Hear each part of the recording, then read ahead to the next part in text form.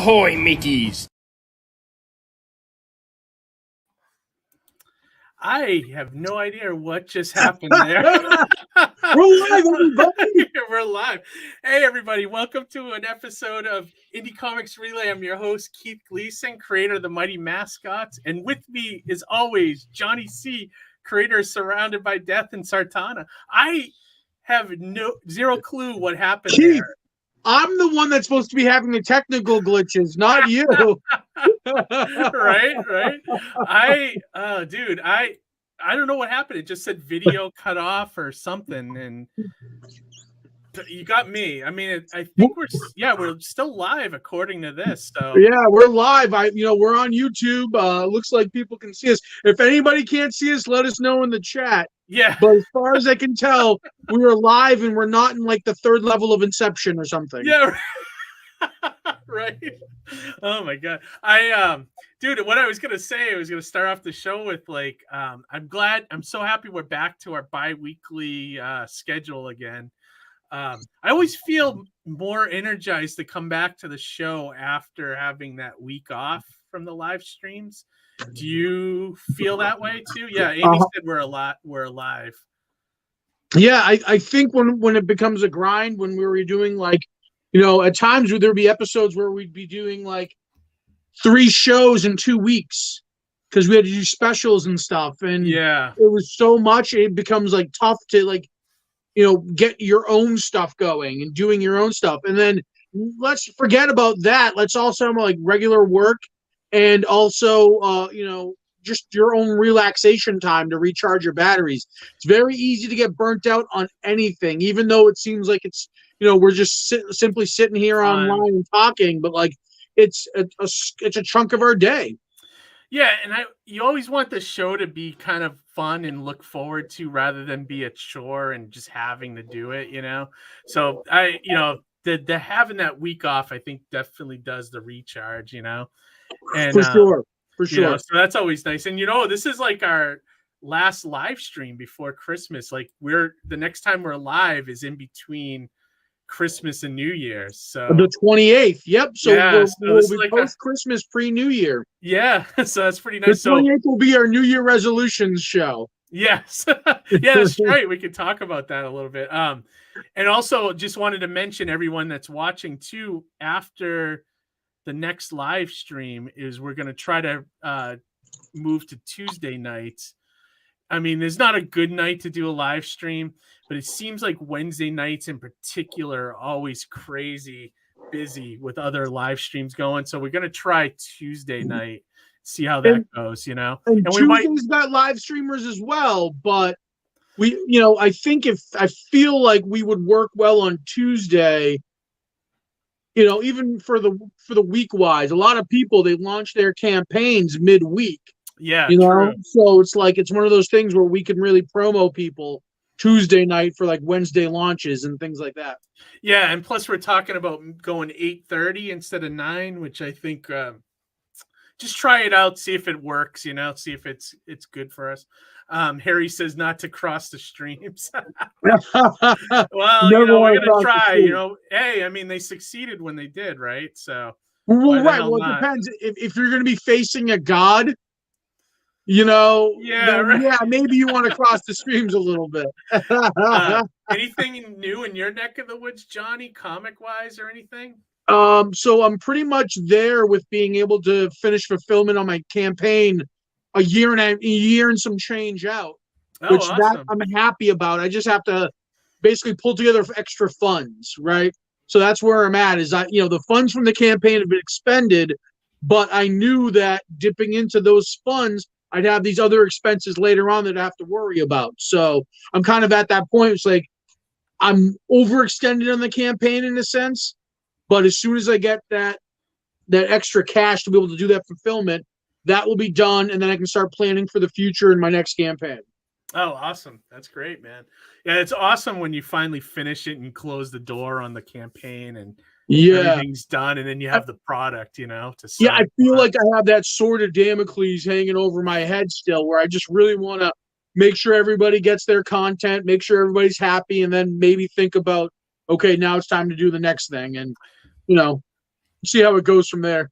Yeah, definitely. I'm starting to gather stuff now. Like I'm trying to get all my campaign stuff bought besides the comics now before the end of the new year, so I can write it all off on this tax season, you know. Totally. So I'm trying to get all that in the row, you know. I've learned the more you can pre-buy for your campaign, the better off you'll be. The more you can do in advance, the easier it'll be in the back end. You know? Yeah, definitely. A little aside, have you tried this yet, Johnny? The fruitcake? No, but I heard it's really good. It's actually really good. It doesn't taste like fruitcake. It tastes like fruit punch with a little bit of spice in it. Yeah. But it's good. I would buy a 12-pack of it. So someone told me it's like if Hawaiian Punch went Christmas. Yeah, very similar. And if it was carbonated, I'm all on board with that. Yeah. Normally, my red soda for Christmas or the holidays would be like cranberry Sprite. Right? You know what I mean? So it's nice to see something different like this. Something different. And I was a little skeptical about trying it. It's like, did they squeeze a friggin' fruitcake into this thing or what? You know, but I was like, a fruitcake. Yeah, exactly. That's what I thought it was gonna be. Like, did they juice one? You know? Yeah. But it was good. So before we bring in tonight's guests, these guys are great. Gingerton, of course, and then Pedro, who hasn't been on the show yet. But I was on their show a couple months ago, and we had a blast. You know, just talking about comics and It's cool to hear people who are watching our show that have their own show now. Right? Yeah, I know. Right. It's great. Yeah, definitely. So I definitely wanted to just shout out the Mighty Mascots campaign real quick. Issue 7, 8, and 9 still going. We are going to keep the campaign open, until I'm done the 3 issues, basically. And I'm hoping to add the toys to it before it closes, so we can get up to the $10,000 goal, which is very doable. If we hit 15K, I will personally send everybody a pineapple. That'd be great. That'd be great. Then people are gonna hold you to that, So if you haven't, I want to see that 15K happen. Yeah. Right. So if you guys haven't backed it yet, I know it's tight with Christmas right around the corner, but maybe right after that, or use some of that Christmas money that you get. You may want to check it out and back it. So I'm really going to be eating my shoe if I have to buy like 150 pineapples and mail them out to people. Right? Yeah, we'll probably have to team up with that to try to get that done if it really happens. But it would be awesome, So yeah, for sure. But yeah, no, these guys are great. And like I was on their show, I forget how long it was supposed to go, but we talked for maybe 2 hours, and it was just a lot of fun. These guys are so Pedro. You might remember this, Johnny. When I did the campaign a couple of years ago in COVID, I had an animation of Honey Flakes. Yes. You remember shooting the screen and everything? Pedro's the one that made that for me. Oh, cool. Yeah, so he does animation. I think that's his. I don't know I think he told me it was his day job. I don't know. We'll ask him. But now they're doing a comic together too, so we'll find out all of that stuff. So without further ado, let's bring in tonight's guest. First, we got Mark Mulgrave, Gingerton. How's it going, man? Good to see you back. What's up, guys? Great having you back on the show, man. Great to have you, man. Thank you, Johnny. And then, of course, my man, Pedro. What's up, buddy? How's it going? How you doing, gentlemen? Good. Doing great. Yeah, I'm wearing my Mad Magazine tux. I'm ready for the show. Yeah, nice. Let me see that. Wait, let me see that shirt. You got a Mad Magazine? Yeah. Oh, yeah. Look at that is awesome. I love it. Yeah, were you a big fan of Mad Magazine? Oh, dude, I grew up on that. Like, I'm a little bit embarrassed to say that I didn't grow up reading comics. I was more of a giant mecha anime fan, and Mad Magazine was my connection to, like, growing in magazine presentation. Oh, really? So I discovered comics later, like when I was like 19. Okay. And then I became an avid reader. But dude, Mad Magazine was the shit for me. Like, because everybody was like subversive. Like you the teacher couldn't see you reading Mad Magazine. It was like, this is jalopy, and they will crash it. So it was like, and really, like, it was so fun. It was a lot of fun, man. I can relate to that because the nuns used to take remember wacky packages, those stickers, like they were kind of like Mad Magazine, but in a card form. Yeah. And the nuns took them away, and I cursed that like, nun. Like the Garbage Pail Kids. There's something about there's something about parody content that is almost like dangerous, and then that in turn, people in authority in like the authority role don't like it, you know. And, and then in turn, it makes us like it even more. Yeah, right. Parody and satire just inspire free thinking, and that's something nuns don't like. Right.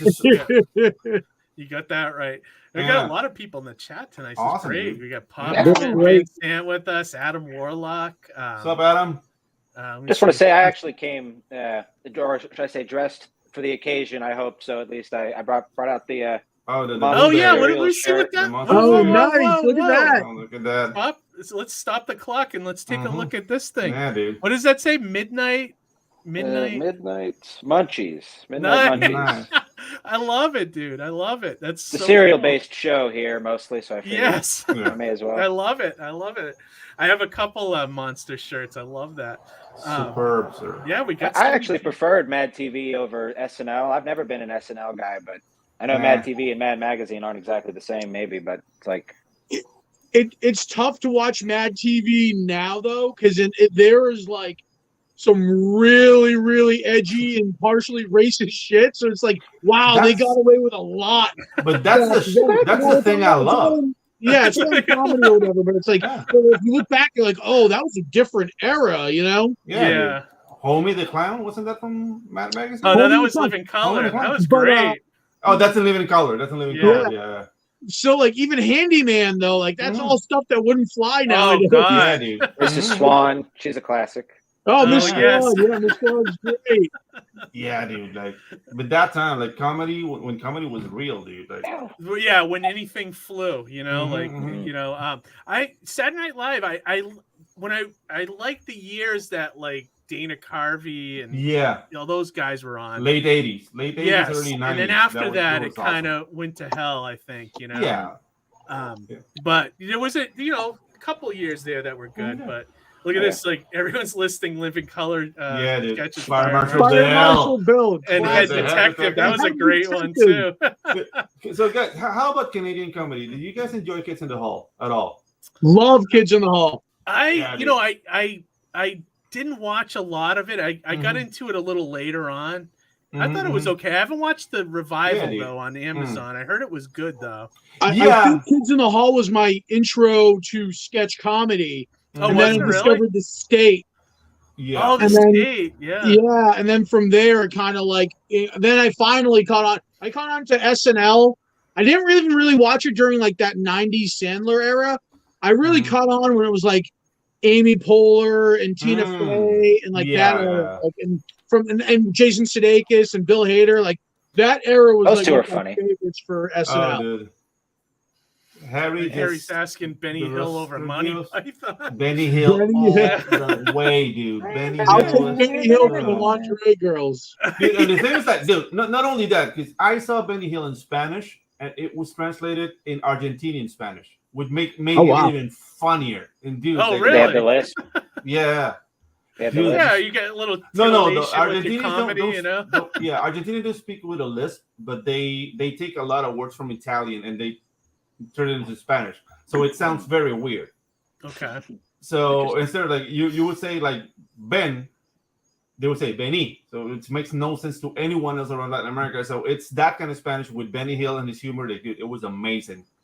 And it just I gotta admit, I was more of a Benny Hill person than Monty Python. Too. Monty Python is awesome, dude. But Benny Hill is the shit. But I was more exposed to Benny Hill than Monty Python, you know. And once again, like Kids in the Hall, I got into it later, you know, with the movies and everything. Well, I also feel like Monty Python was a little bit more like some of their humor. It's funny with Monty Python sketch because you could like watch a bunch of sketches and some are just overtly absurd and some are like really clever where you have to think you're like that wasn't funny, and then you're thinking like, oh no, wait, that was really funny, and I'm just they would do like Ministry of Silly Walks, which is just like a premise. Yeah. very simple. But then they will do like the spam skit. Yeah. And dude, you're like 20 minutes like, what the hell's happening here? Spam, spam, spam. Like every time they say spam, the Vikings start singing spam. It's like, dude, how did they arrive to that joke? Yeah. Right. Yeah. What was that writer's room Like, where was the mind? Yeah. Yeah. You know? So, dude, like Monty Python was amazing, but dude, Benny Hill was instant comedy. Dude, do you remember it? Like he made a sketch of him being a kung fu hero. It's very racist because everybody has like the whole like the makeup. Oh yeah. And dude, It's still like, black and white. Am I thinking of the same era? No. Benny Hill was like late 70s, early 80s. And It's not the saxophone. The iconic. Yeah. But even like you look at like I'm a big fan of the Three Stooges, and I'll watch that all the time. But like same thing though, like there was some really racist stuff, but that was the era. We were fighting the Japanese. You know what I mean? Dude, I'm black and Latino, and I don't mind racist humor. I'm sorry, like it's not what people should be like saying it. But dude, I'm laughing. Yeah, because it's funny. So, it's all intent, right? Yeah, I mean, like it was always that way. Like even when like racist comedy was acceptable, you know? Dude. Like I mean, you know where people coming from a bad place. You know what I mean? Like you can feel the intent. Like you okay, and I just don't associate. Distinction. Yeah, there's usually a clear distinction between like characterization parody and like hateful content. You know what I mean? Like and like so I point to like Mickey Rooney in Breakfast at Tiffany's, or Robert Downey Jr. in Tropic Thunder, and that's characterization that by today's standards would come off as racist, but really it's only just like parody or again characterization humor. Whereas Sergeant Osiris, it's a black man from the 70s. And he played it like that. Right, and I think whereas like if you come off something where it's like overtly hurtful or talking about like just being disparaging to another race, but dude, that's humor's not the thing. Right. I can tell you outright that's an act. Because as a black man, I can tell you we're not that weak. Like a word is not gonna ruin my day. Right. So it's an act. It's just like they know they have that weapon against you. So they use it. But in the end, nobody's like, oh my god, he called me an N-word. So I think one of the best like racial comedians. I mean, he's just a comedian, but he deals a lot with race. Is Dave Chappelle, right? His first episode of his show. The black KKK guy. Great bit. It's very edgy. But even Richard Pryor before him too. Same thing. Dude, Chris Rock. You remember the skit when Richard Pryor went to Africa? Was that for SNL? Was that for SNL? No. That's his stand-up comedy. Like at the Sunset Strip. Like he's in the car and like the guy is like an African man and he's like really smelly. Like he has like BO. And it's like a heavy BO that is hitting him in the face. Like, we can stand it. We have to get out, but there's lions outside the car. So, and then when they see the guy can't stand the cologne. It's like, what the hell does the people want? Dude, like, there's so much empathy.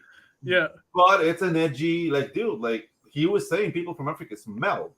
Right. But he turned the coin, like, they smell to the guy in Africa. So there's a way to do this thing. It shows both sides of the coin. And really that's catering to human interaction, because how many times have you sat in a long bus ride where the guy next to you is like too much high karate or something, you know what I mean? I'm a gym rat. Like that's like I don't bulk up, I just like maintain. And dude, like I live in the tropics. I smell papaya, wet socks all day, every day. You just don't let people know because everybody's working out, right? You have to let that fly. And but sometimes you have to tell somebody like, dude, you're a whole lot of a man. Damn. That's the trade-off when you got the looks, right? Do the Matthew McConaughey thing and just not wear deodorant. Exactly. This discussion's got everybody popping up here. Phil Hart, an SNL era was the era when I became a fan. Pop Culture Avenger joined us. Hey man, what's up? Harry said, "What about B Team when Benny was in blackface?" Oh yeah, dude. I remember that. I don't remember that. Oh, I remember that one. Yeah, I was like, "Wow," you know. Mm-hmm. Yeah. And Amy said, "I love when Benny Hill would slap the short bald guy on the head." Little Jack. I used to watch it with my dad when I was like 5. So appropriate. It was like top head, cheek, top head. Yeah, cheek, yeah. Top head, cheek, yeah. Kids in the Hall had great surf rock theme music by Shadowy Men on a Shadowy Planet. That intro was awesome. Oh, this was a great one. What about when Eddie Murphy was in Whiteface on SNL? Remember that? Yeah, that's one of my favorite bits. Yeah, that was really good. He did the reggae singer. Oh, yes. Adam Mark says, look up Richard Pryor Star Wars bar sketch. Mm-hmm. Don't watch it in front of people easily offended. I'll have to check that one out. I haven't seen that, so I'll have to check it out. That's great. Yeah, says, what's the topic today? Right now, we're just talking racist humor, sketch comedy, and racist humor. Yeah, that's the thing. Like when people was on the show, the same thing happened. We just start rambling with it. Just talking about everything. A lot of tangents. Yeah, we were off the rails, you know. So which is kind of like this episode so far. Yeah, no, but that's fine. But that's great, you know. But we've had Ginge on the show before, and Pedro. We haven't had you, so we always ask our guests. Like, I think you kind of talked about it there, right in the beginning, about what got you into comics. Was it primarily the Mad magazines and that kind of thing? What got me into comics? When I've always drawn. I've always been but I don't know, like my upbringing never allowed me to see myself as an artist. Because my dad won't have it. Because he's a Latino man from the 70s. So it's like. So he was like, you got to be on a serious career path. No, he was more like, if you're gonna be an artist, you're gonna sleep with men. So no artist. Like, okay, sorry, Dad. Sorry, I guess no artist. Me no artist, Dad. So why was that a prerequisite? Yeah, I don't know. Everybody goes through it, son. You don't want to do it. It's his 70s mind. I don't. He's not wrong. There's so many times I had to split a hotel room with one of my artist buddies. Exactly. You know what I mean? So it was like, well. He never said anything about sex. He just said, flip with friends. So it was like, he wasn't wrong. So I graduated school, but always drawing. I graduated from school. I didn't know what to do. I graduated at 15, very young. Okay. So I took 2 years off, and I took scuba diving for a while. So I was. Oh, that's cool. As a Steve.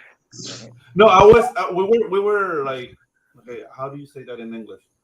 Like the underside of the boats, without dry docking. Like we will take adherences out from the hull.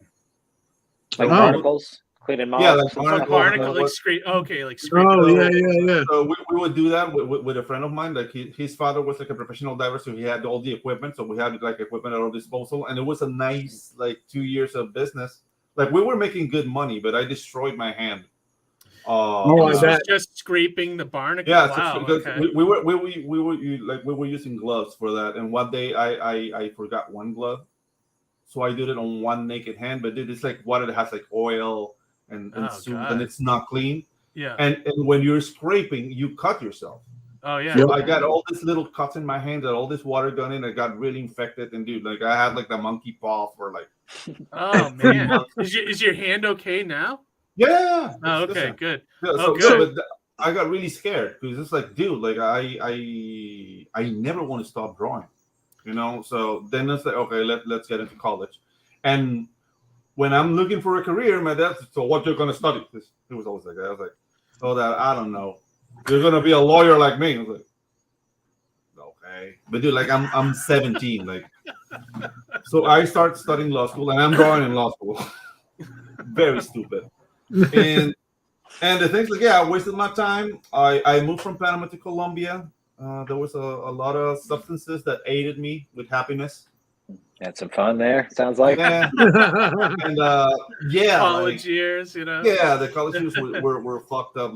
When I hit 23 years old, I came back to Panama, and I told my parents, look, I can't go back to Colombia. I love the country. I made really good friends. But if I go back there, I'm gonna die. So my mom said, okay, you can stay, but you're gonna finish law school, right? I said, well, I guess. So I get to college in Panama, and I'm still drawing. And it's like, dude, I'm dumb. This is dumb. So I save up and I went to Vancouver and I studied animation there. And that's when I took like art seriously. And dude, as the plane was going, my dad was like, "Don't slip with man." So I How long were you in law school before you switched it to go to animation? 4 years. Were you really? Wow. You were in there for 4 years. Like Wow. I was 1 year from finishing being like a very boring man, was your lawyer. dad pissed when you did that? Like, was he pissed at you? Yeah, I can imagine. It was like, and it didn't come to blows between him and me. Oh man! But we both destroyed property. Oh shit! Yeah. Oh man! Well, imagine. I mean, that's a lot of money to spend on college, especially like. The thing is that the money was not the problem. It's just that my father did project what he was into me, not so much my brother. Yeah. It's So kind of it like was- when you see in a movie, like when the kids, like the kid of the captain of the football team and his father is like exactly. pushing him towards, the big leagues, and the kid just doesn't want to do it, Or they that kind of banned dancing situation. in the town. Yeah. It sounds kind of like football. Like, dude, to clear the record, I have a great relationship with my father now. But at that time, it was very like, dude, I destroyed a bathroom. Oh shit! rage. Really? Yeah, Did wow. you really? Yeah, dude. Yeah, Oh, like man. I punched out the door and I kicked like the toilet off of the hinges. Like, dude, because we were fighting every day. And that's when my mom says, like, okay, you have this much saved up. I put the rest. Do you really want to pursue this drawing thing? Because she didn't understood like animation. Yeah. What's animation? Like, are you gonna animate a party? What? So, dude, the thing is, like, I go to Vancouver. My dad thought I was going for 3 months, and then 2 years passed, and I'm still there. And then they like got the clue. So I finished animation, and I didn't take the comics routes at that time, because in animation school they told me, like, dude, there's no money in comics, kid. And I was like, Oh, well, they're right. yeah, they were right. They were right. So the thing is, like, I finished animation. I worked in Canada for a little while, but I was in love with a Panamanian lady. She went to visit me there several times, and then look, let's get married. But she didn't want to live in Vancouver because it's too cold. So I came back to Panama, and I became a TV commercial animation. That's what I've done my whole life. That's awesome, man. Yeah. So, And, is there something we might have seen your animation in, like here in the dude, States? Like, in the States, I did some ISET campaigns and some Colgate campaigns for China. Okay. It was, dude, like, it's nothing I'm proud of. And I told Ginge, while TV was something, before the internet and TikTok and Instagram and whatnot, and basically social media destroyed TV in Latin America. Oh yeah, there's no money in there anymore. So when the pandemic started, it was like the last like stab in the back of TV advertising, which was my bread and butter. Like, dude, like I was making like a really nice living, like around $70K a year.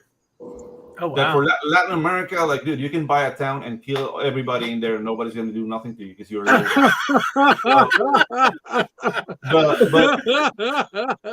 But now that's all gone, and it's like, okay, do I really want to do this like commercial animation for pennies now? Like, making a tuna can dance and making like particles, like, the bubbles of my soap don't look like that. Like, do I want a farting banana? Yeah. Like, do I want to have those fights to the end of my days? And that's when I do, like, what I was doing, I was doing the characters and whatnot. And animation is very prohibitive doing on your own. So, okay, let's try comics. And when I started to see in the community, I have to say, Keith, you were my gateway, because the first animation I did for an indie IP ever was yours. Really? Cool. Oh, I didn't know that. Yeah, oh, and that was a great animation too, man. Oh, thank you. Yeah, thank you. I loved it. I thought it was really cool, like that you did that out of the kindness of your heart. Like yeah, dude. The thing's like, okay, I'm mid-pandemic. I broke up with my girlfriend. I was homeless. Too. I was homeless for 2 days, sleeping in a car in a virus that we didn't know if that was deadly or not. At that time it was very scary. It was like those first couple of months were kind of sketchy. So I'm sleeping in my car. I can't get out of the city because my parents live outside of Panama City, so I can get out of the city. Like I'm trapped. I'm in my car. Cops come like knocking on my window. Like, you gotta go home, sir. It's like, dude, I don't have to. You don't let me get out of the city, and I just broke with my girlfriend. Like we released the apartment we were in. She went to her parents, but now I'm in the streets. So that was like 2 days, and then like my mom called an aunt, and she's like, okay, but you can stay here until you resolve the thing. In that period when I'm living with that aunt, is when I did your animation. I met with Dan Frega. I met with RT Bear. It's like, dude, like this community saved my life, and I'm eternally grateful for that, dude. Yeah. Oh wow, that's awesome, dude. That was like really cool, 2 years ago now at this point? Yeah, like about 2 years ago. Yeah. 2 years ago. Yeah, that's great. Oh wow, I didn't know that was the first one you did it for. That's crazy. And I know you did one for Log, and did you do anything else for Alterna? I did. I did the Hammerella trailer too. That's right. Yeah, the Ryan one. Yeah, that's yep. Yeah, that's awesome. Yeah, no, I love the little animations you did, and I know you did it for Ginge's Ginge came superheroes later, and what was it? Spells and Superheroes video. Actually, too. Spells and Superheroes came after Hammerella. Like Ginge saw Hammerella, he contacted me, and now he's my hetero life mate. Hey, so is that how you guys got started talking, and then oh wow, okay, it was on that during that campaign. Okay. Yeah, like he was doing spells. Like, dude, I want to, like, I saw what you did for Hammerella. Can you do something for me? It's like, yeah, sure. And I did, like, he sent me, the comic book was not finished, but he sent me some pages, so I saw like the tone and came up with a little storyboard. Showed it to James. Was like, hey, this looks cool. Knock yourself out. It was introductory prices. Like, the price I gave James, it's not a price I'm giving now. Gotcha. Yeah. So Ginge has to pay full price now. No, Ginge is part of the crew now. But I gotcha. But yeah, how did you guys then become like start doing a show? Was it after that? Like you started doing a show on YouTube? You want to take that, Ginge? Yeah. So it was after that. It was probably about 6 months after that. It was either just getting ready to launch Spells and Superheroes, or I maybe had just had, but sort of, word on the street is you kind of want a YouTube channel of your own to promote or just, to have. So I had actually, speaking of Ryan again, I had started sort of taking some inspiration from him because he was doing late night inks for a minute there. Yeah. I wish he would come back to YouTube. I missed seeing him on here, Yeah, it was a great show, and it was really, I think, important for me as an artist because it sort of led to me starting to draw and eventually creating my own YouTube channel. And it started by just inking over whatever his piece was for that week's episode. Okay. Yep. Yeah. So then I did I started doing like just drawing, streams, just sort of hanging out, and then Pedro came by for like one of the very first episodes, and just took an opportunity to ask him about Panamanian animation, and I knew he was an animator, obviously, having done my trailer. That's actually like deep down what I've always really wanted to be is, I always loved comics, but the other half of that is of course cartoons. You grow up on as a kid. Yeah. So it just, after that we started the show, and boom, here we are. It's over a year later now, almost 70 something episodes. Can't get rid of me. At this point, I don't think he wants to. Yeah, right. No, not really. I'm holding on for dear life. Awesome. So and I know you guys got the Tropical Magicks. Did that start coming along right after you guys started doing a show? Or is that so Tropical Magicks basically was a therapy for me. Okay. I was traumatized with the whole like homeless thing, and I was having these vivid dreams. I have a very vivid dream the first night I slept in the car, which was like a destroyed Panama City and 3 characters in silhouette looking at ruins. Okay.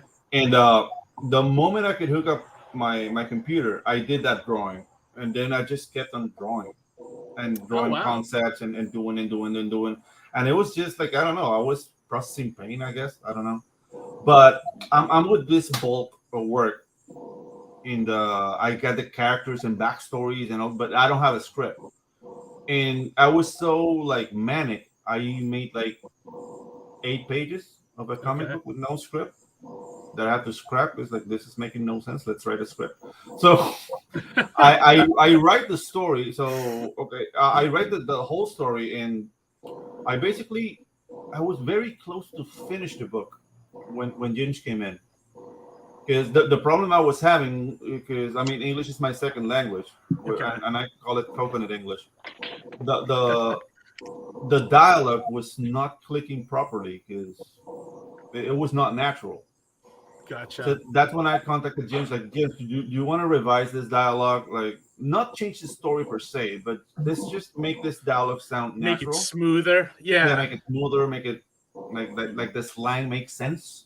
Yeah, make it sound natural, like a natural like English book. I called it localizing. Yeah. Oh yeah, Johnny. So, what were you going to say? I was just going to say. I wrote The Pond, and my good friend Renatus from South America, he illustrated it, but he also lettered it. And more often than not, I'd have to have that conversation with him, saying like, this is like U.S. vernacular. Like, we would say this because of this. So more often than not, I can see that with that language barrier, Mark, you probably kind of had to defend American lingo at times, right? Just saying, oh no, this is how we'd say it over here or whatever, right? Yeah, Pedro was really easy to work with as far as most of that goes, because he speaks with Americans a lot of the times. But I think there was a few times when maybe I had to explain something, But honestly, one of the things we did in the book was we wanted to incorporate some Spanish Panamanian specific slang, within some of the English dialogue. So I was actually coming to Pedro a lot to, what's y'all's version of, there's like a joke about one of the characters sees another one, a girl, and he's like, just instantly oogling over her. And what's it, ala mi pie or something like that? And ayala mi pie. That's okay. So we call like very hot ladies down here in Panama pies. Okay. Pie. Yeah, because of the. Oh yeah. Yeah. It's not nice. It's not nice. Not nice, but yeah. But they use that thing, and actually girls call their boyfriends like send me pie. Like it just went beyond like the definition of genitals.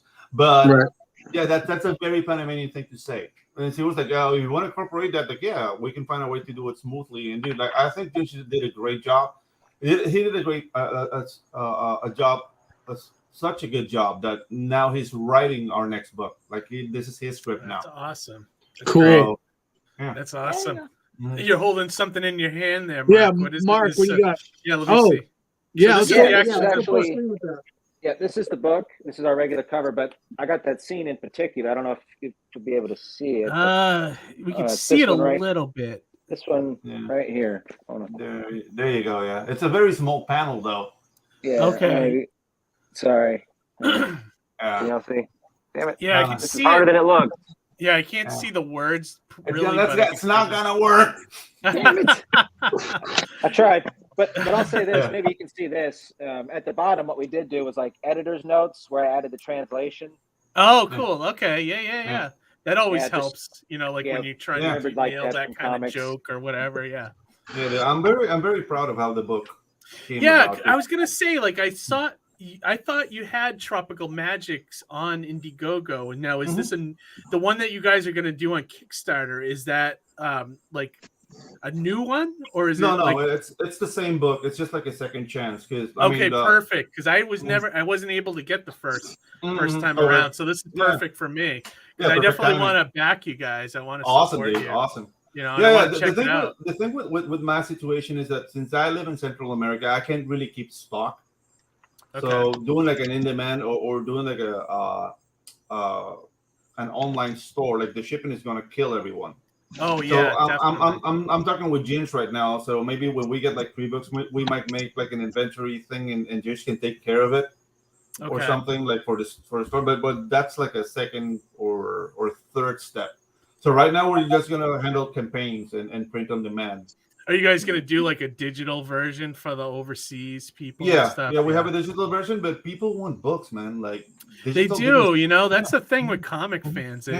We still want that physical book. Yeah, Johnny, what were you gonna say? Other comic creators get the digital version because they want to just back and they understand, like, oh, I don't want to put the stress of having to ship on. I do that a lot actually. But I want a physical one of this one, so I'll probably do a physical dude. I had a lot of fun doing it, drawing it, and we have gotten great reviews on it. So yeah, so I'll do the campaign here shortly. Like it looks very anime. There's like a giant mech and superheroes. Is that kind I love giant mechs. Yeah, is that kind of the flavor there? No, they're not really superheroes. They're magic users. They were turned into soldiers. Oh, okay. So I mean, the premise of the book. I mean, Ginge can attest to it because I feel self-aggrandizing talking about this. You know, my upbringing. I'm just saying you're sleeping with men, but yeah. The thing with the backstory is that like magic reawakened in this world. Okay. And nobody really understood what magic was, but governments all at the same time said that we need to have this. So they weaponized magic, not understanding it, and things with the armor and how they were channeling the magic energies drove all the magic users mad. And there's this event within the book called the Spell War, which is like 12 years prior to the book. Okay. It's in the prologue. And it explains what happened, like how people see magic users and what happened to the world because of the Spell War. And then the story starts. So these two guys are veterans of the Spell War. They don't really have like a house. They live in their car. So you see parallels through what happened. That's great. They go from town to town in the fringes of civilization. Like you don't get to see civilization yet. That's for book 2. On the fringes of civilization, doing odd jobs with their magic. So they could probably like rule the world if they wanted to, but they have a construction company because one controls gravity, so he's like the one who lifts the heavy things. The other one controls fire, so he's the welder, and that's what they do. So they're kind of like your everyday like citizens, but with real magic. That's cool. I like that. I like that blue collar angle. Yeah, like the blue collar angle. Like, you know, it's like you could be greater with your skills, but what do you do but build houses? Like that's a lot like real life. The pianist who actually just like, you know, is a chef and dumb stuff like that. Yeah, dude, like Tremors. You know, you have like Earl and Vince, I think it's called. Like those two characters, like they do the odd jobs of the. I got big inspiration from there. I got big inspiration from Big Trouble in Little China. You know, like those 80s movies, like that kind of hero. Like they're funny, they're relatable. The difference here, like they know they're powerful, but they just don't want to use it. One is because he's the first one, Juanca, which is like the protagonist. He's riddled with PTSD because of the war, so he's like having nightmares all around. And when you see the trailer, like the trailer starts with a nightmare, like a Juanca nightmare. Like he's asking himself, like, dude, did we screwed up?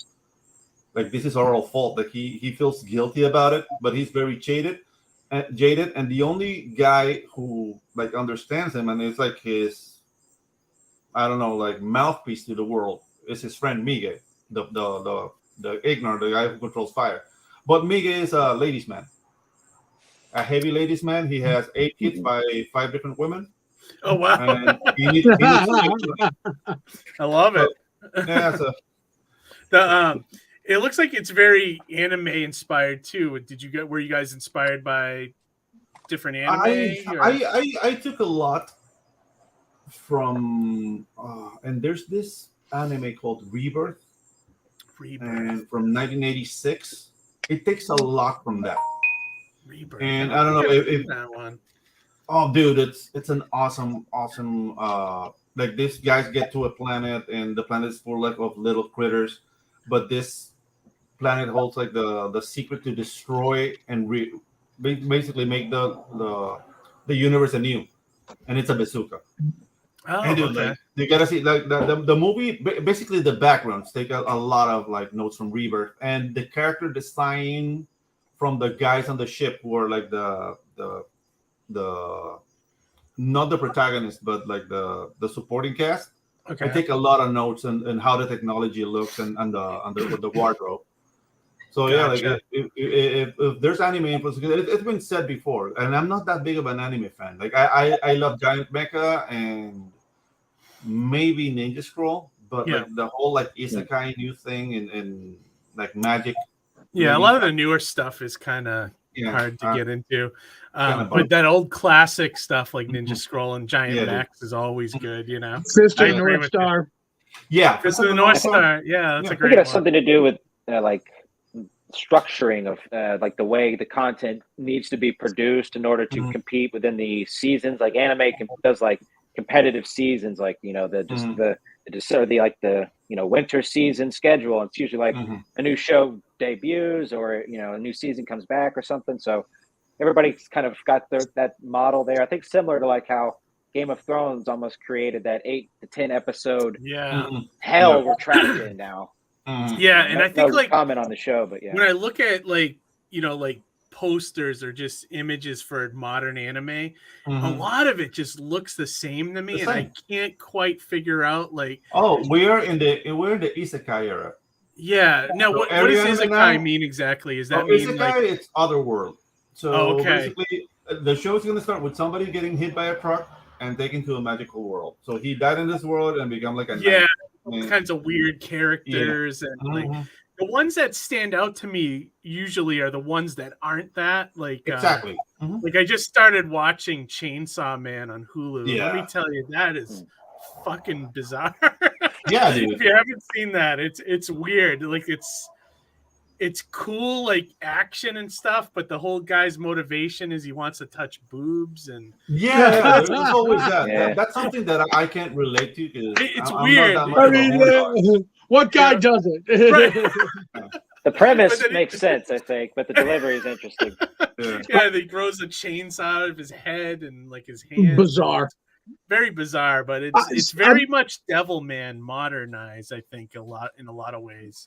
But what were you gonna say, Johnny? I was just gonna say I'm kind of like with Pedro. I'm very selective with my anime, and you kind of learn the hard way, or at least I learned the hard way of like I'm watching it like an anime, like trying to like eat up whatever I can find that might look cool, and then I'm like 30 episodes deep, and I don't know what the hell's going on. Like, you know what I mean? It's like, and I feel like I wasted so much time. Then I started discovering, and I have a very trusted friend I usually refer to when it comes to animes, because he knows my taste. And it's like I like something more concise, like Cowboy Bebop. I think is a great example of a good anime that not there's very few episodes that feel wasted in this overarching story, you know what I mean?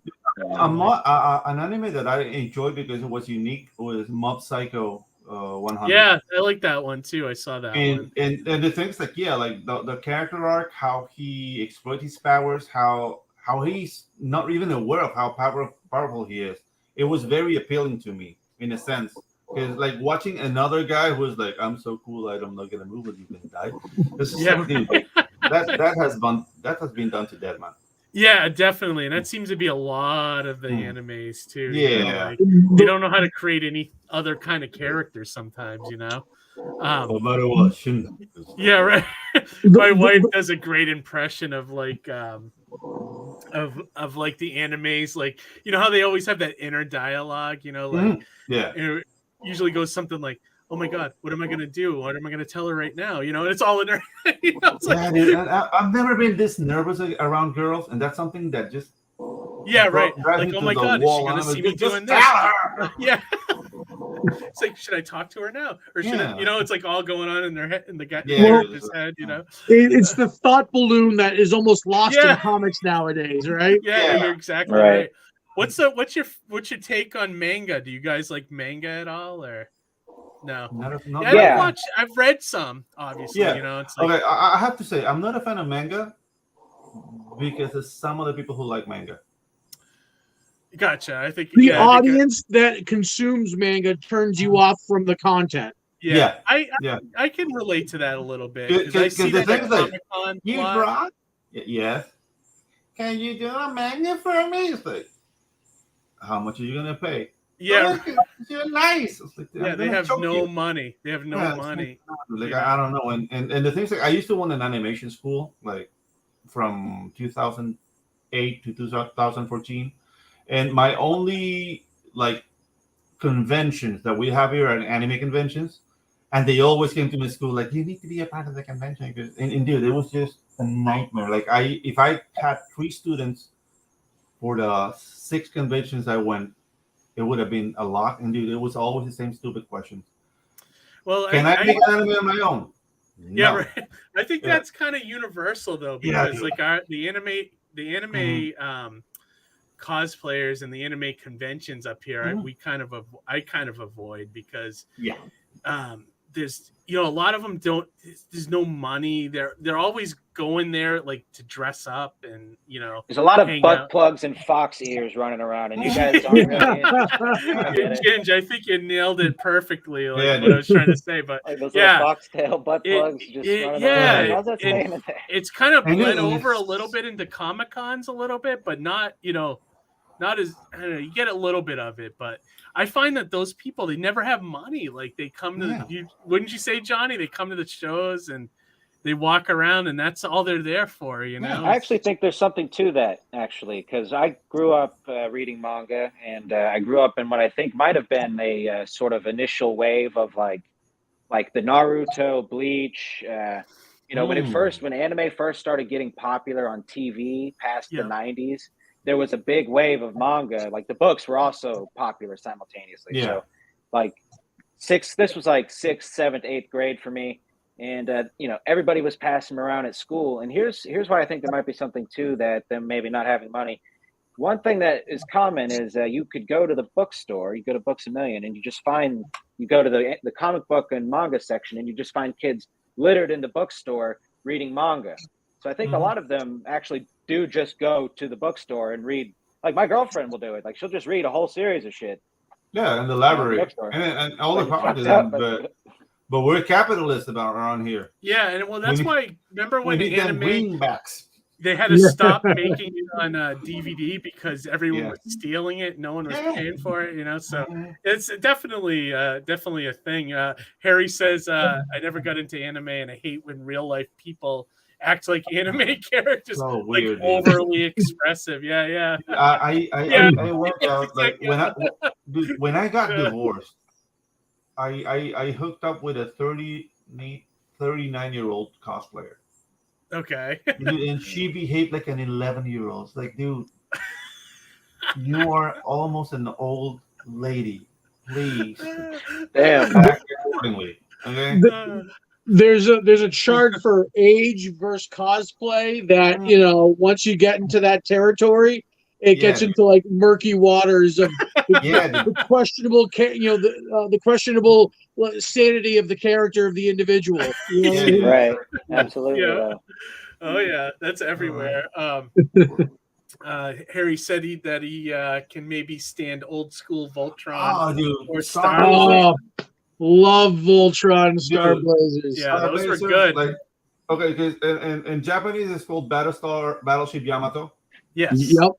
Dude, that song was my national anthem. Yeah, right. Same. I love the Star Blazer. Yeah. That was so good. Epic intro. Yeah. Oh yeah, I love that. Yeah. Fire. What was it? Fire up the plasma cannon, right? Plasma cannon. Yeah, dude. Yeah, man. And what a great villain!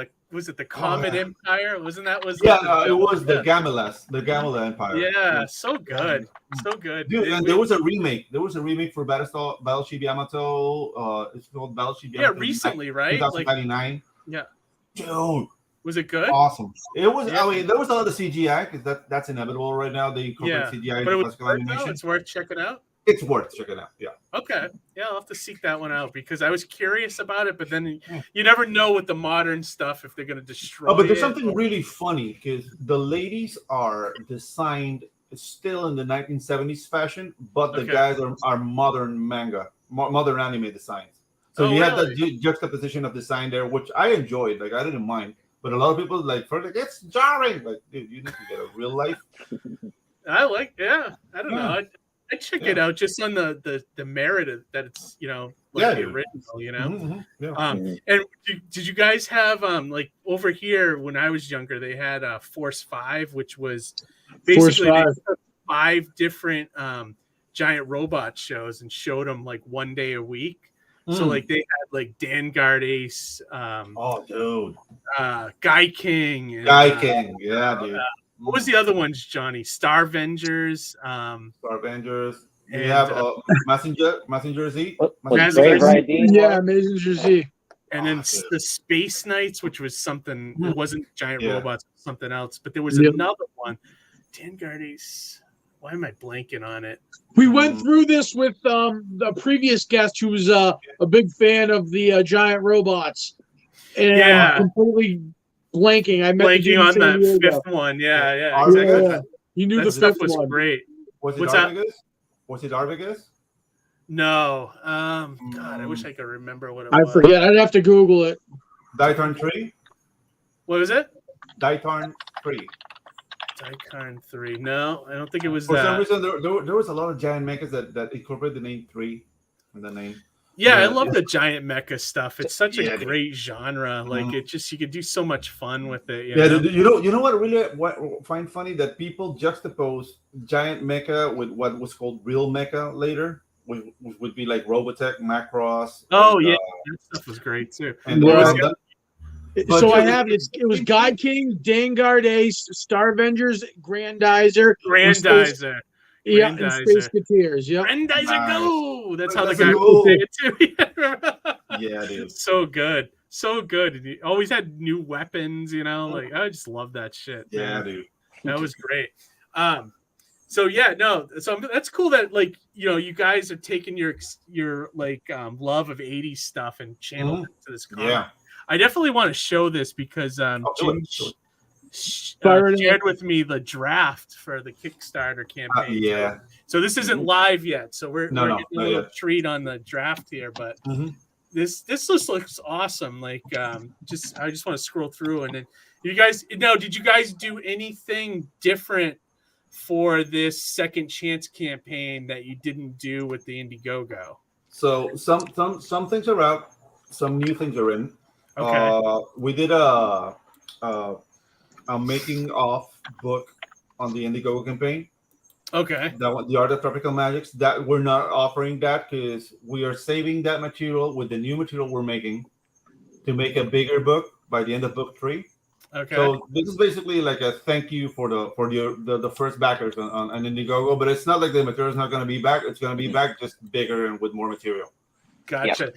And now these are the 3 main characters, and is the robot like a human as well, or is it? No, the robot. It's one of them. It's a main character too, but he's not a human. He's whole robot. He's AI, but it's an independent AI. Because the big bad is like a huge, all like world encompassing AI called Lore. Okay. And all robots are hooked into Lore, and all people, everyone.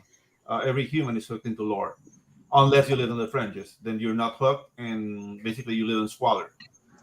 But this robot, his name is Nanny. He's a repurposed warbot to be Carla's bodyguard, the lady that controls water. So he's her bodyguard, and he has like different protocols, like just to aid her. So I don't know, like cool. he has a heart of gold. Like I really enjoy Nanny, like how he confronts stuff, because he's not like aggressive. He's always like assessing stuff, and he has like psychology protocols. Like he's the one that notices that Juan is suffering from PTSD and offers help. But would you like to get help from a robot? Psychological, right? Yeah.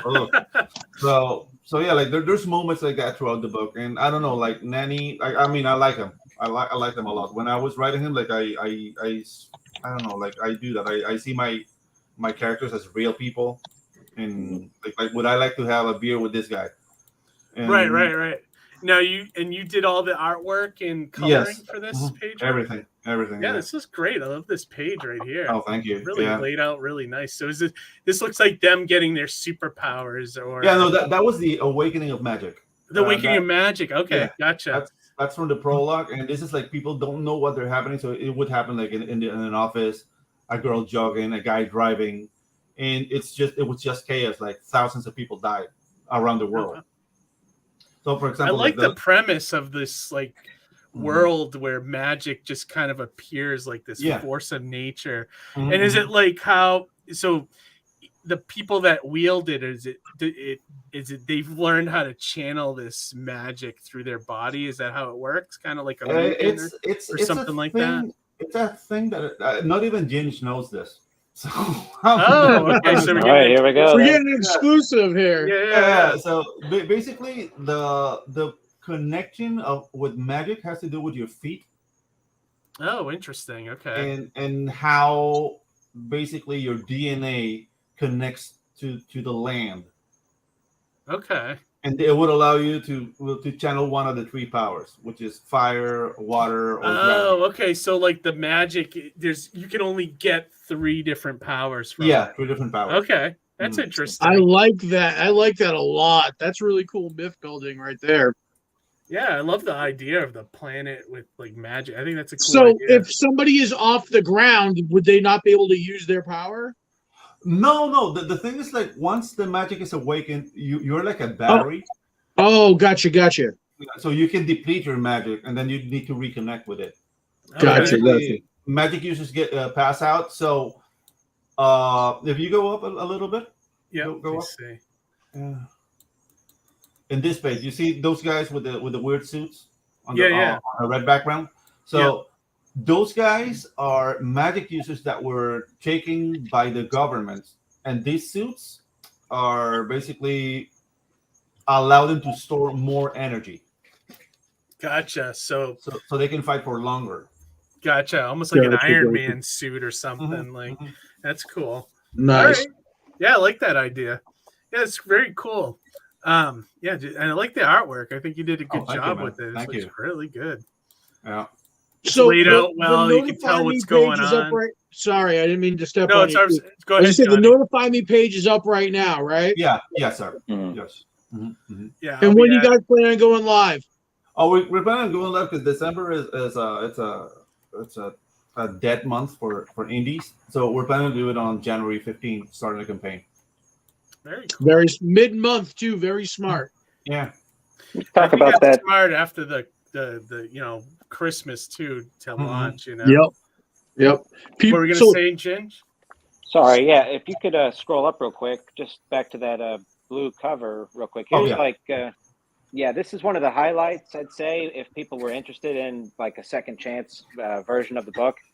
This is the Pedro Ang, Art Bear, and Oliver. I always pronounce his last name wrong. Arce. What is it? Arce. From 656 Comics, the Kryptonolds guys. That's right. Yeah. Pedro drew it, Art inked it, and Oliver colored it. And this is the last chance to get a hold of this copy. That's a nice cover. Yeah, very nice cover. Looks nice. Really good. Even the leftover stock is like very slim. There's just I have 2 and Pedro has 2, and that's exactly. I love Pedro. I love the layout of this. How the clouds are kind of bursting thank you. In all the different directions. It like leads your eye like right here. It's perfect, man. It was really nice. Oh, thank you, man. Yeah, the things like Art offered to ink the cover. I was like, so I that's great. Yeah, dude. Like this is a dream come true for me because I'm like hanging out with guys. Like I saw their names on books I bought, and now I'm like.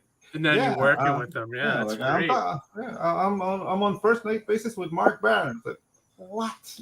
Yeah, right. That's great. So then now, are these the character? These are the characters breakdown, basically. Yeah, this is cool. Yeah, I like what I'm seeing here. I saw it live when it was on Indiegogo, but I kind of didn't get a chance to really go in, and at the time I wasn't backing much, but I definitely now that I got a full-time job again, I'm gonna be backing like crazy. So this is going live next month, so I'll snag it. Definitely tag me in one of the posts or whatever, I will, man. Yeah, so I know. I've got my notify me button smashed, so as soon as you guys go live, I'm jumping all over it.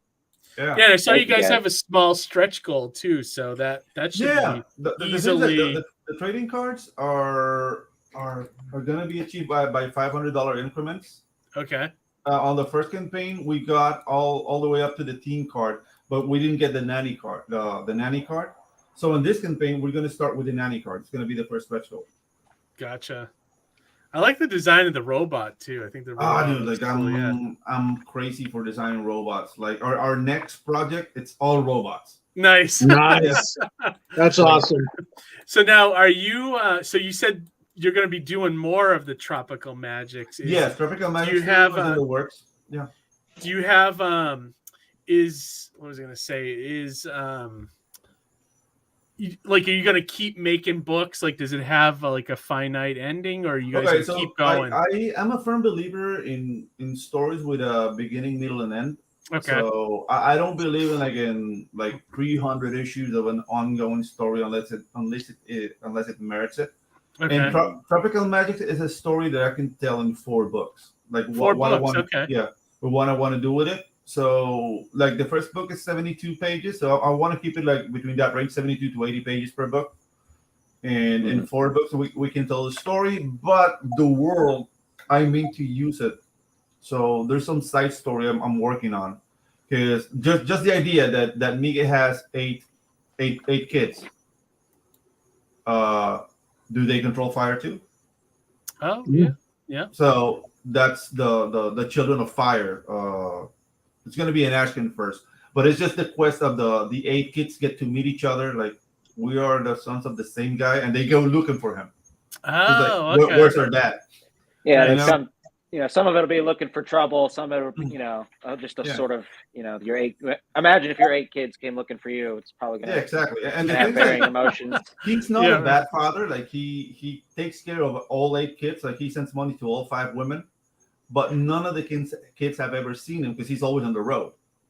Gotcha. So they're like, okay, where's our father? And it's like, okay, our father is a hero or a construction worker. Wait, what? So it's going to be like an Indiana Jones kind of pedestrian quest of 8 kids who don't really know each other. So gotcha. That's great. It would be like my version of the Goonies in this world. Oh, neat. Okay. All right. Nice. My wife just shared the sign up. So if everyone out there, if this looks like something fun that you want to check out, definitely hit the link there to sign up when these guys go live and get notified.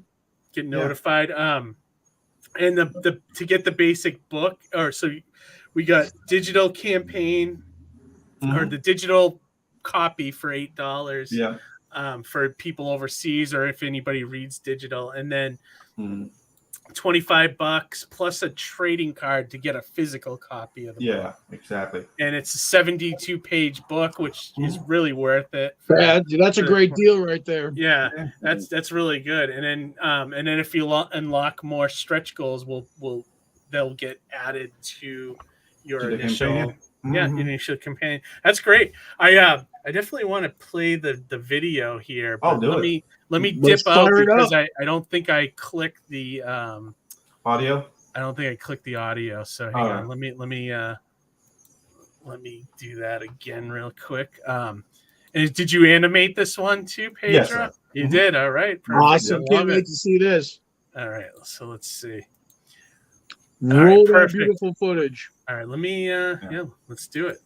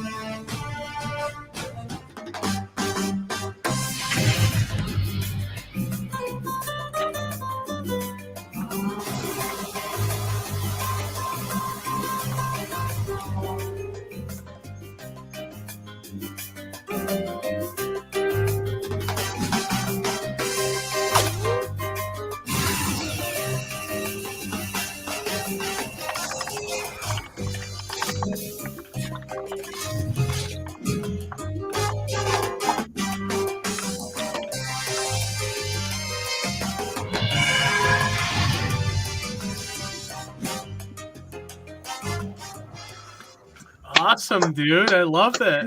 That was a great trailer. Awesome, man. Yeah, that was awesome, man. No great joke. job. There were times in the animation where I'm getting vibes of like Aeon Flux and Liquid Television. Oh, dude, wow. That's so cool, man. Yeah. I love Thank that. you, man. Wow. Yeah, great job. That was really cool. What do you use to animate? But if you I don't mind me use asking, an open source. Dude, I'm a contrarian, man. Because when Adobe turned into that subscription base, that pissed me off to no end. Okay. So I looked for alternatives to every Adobe package. The only thing I haven't been able to replace yet is After Effects. Okay. So I use now for animation. I use an open source software called OpenToons, which is what Studio Ghibli uses to animate. And, wow! I replaced Illustrator with Affinity Designer. I replaced Photoshop with Affinity Photo. Okay. And I edit on DaVinci Resolve.